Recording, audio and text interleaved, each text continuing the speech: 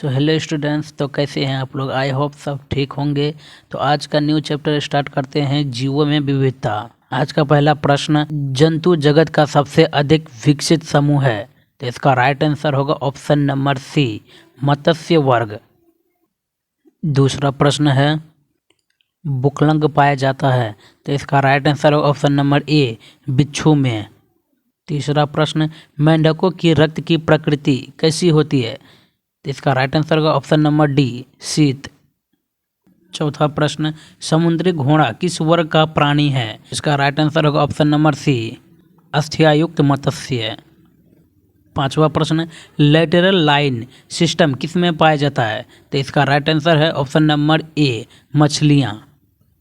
छठा प्रश्न, इनमें से किस सरीसृप के हृदय में 4 अक्ष होते हैं। तो इसका राइट आंसर है ऑप्शन नंबर डी, मगरमच्छ। सातवां प्रश्न, इनमें से कौन नहीं उड़ने वाला पक्षी है। तो इसका राइट आंसर होगा ऑप्शन नंबर डी, इनमें सभी। आठवां प्रश्न है, टॉर्सन नामक प्रक्रिया के कारण किसका शरीर असंमित हो जाता है। तो इसका राइट आंसर है ऑप्शन नंबर सी, घोंघा। नौवां प्रश्न, जल संवहन नाल तंत्र की उपस्थिति की संघ के जंतुओं का लक्षण है। तो इसका राइट आंसर है ऑप्शन नंबर सी, निमेटोडा। 10वां प्रश्न, जीवों को किसने 5 जगत में वर्गीकृत किया है। तो इसका राइट आंसर है ऑप्शन नंबर डी, कैरोलस लिन्नियस।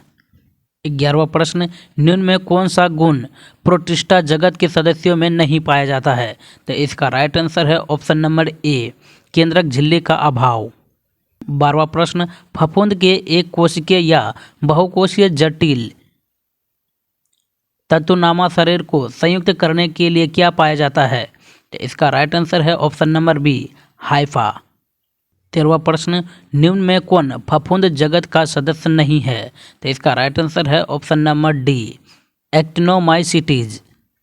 14वां प्रश्न, निम्न में एक क्रिस्टोगेम्स का सदस्य नहीं है। तो इसका राइट आंसर है ऑप्शन नंबर डी, जिम्नोस्पर्मी। 15वां प्रश्न, निम्न विकल्पों में एक जिम्नोस्पर्मी नहीं है। तो इसका राइट आंसर है ऑप्शन नंबर डी, द्विबीजपत्री। 16वां प्रश्न, लाइकेन वास्तव में डैश रूपांतर है। तो इसका राइट आंसर है ऑप्शन नंबर सी, दोनों, यानी कि शैवाल का और फफूंद का। 17वां प्रश्न, मांस एवं लीवर वर्स डैश के उदाहरण है। तो इसका राइट आंसर है ऑप्शन नंबर ए, ब्रायोफाइटा। 18वां प्रश्न, किस जंतु में उत्सर्जी अंग के रूप में ज्वाला कोशिकाएं पाई जाती है। तो इसका राइट आंसर है ऑप्शन नंबर ए, टेपवर्म। 19वां प्रश्न, निम्नलिखित में किस जंतु में विषैले उपांग नहीं पाए जाते हैं। तो इसका राइट आंसर है ऑप्शन नंबर सी, कछुआ। 20वां प्रश्न, जंतु जगत को कोशिकाओं के विकास के आधार पर किन 2 भागों में बांटा गया है। तो इसका राइट आंसर है ऑप्शन नंबर ए, प्रोटोजोआ और मेटोजोआ। 21वां प्रश्न, वर्गीकरण की इकाई क्या है। इसका राइट आंसर है ऑप्शन नंबर ए, स्पेसीज।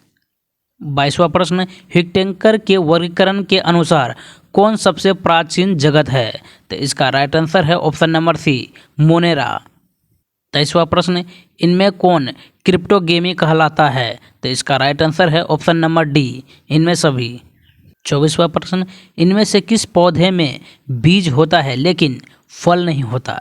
इसका राइट आंसर है ऑप्शन नंबर ए, जिम्नोस्पर्म।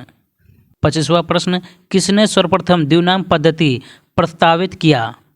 तो इसका राइट आंसर है ऑप्शन नंबर बी, लिनियस।